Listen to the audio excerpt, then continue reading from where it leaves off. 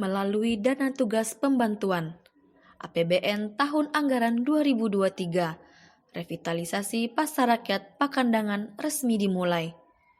Hal tersebut ditandai dengan peletakan batu pertama oleh PLH Direktur Sarana Perdagangan dan Logistik Kementerian Perdagangan Republik Indonesia, Muhammad Anwar Ahmad dan Bupati Padang Pariaman Suhatribur.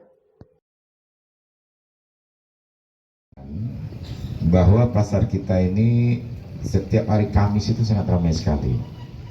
Jalan kadang-kadang terpaksa dialihkan karena macet ini semua. Dan ini adalah jalan satu-satunya dari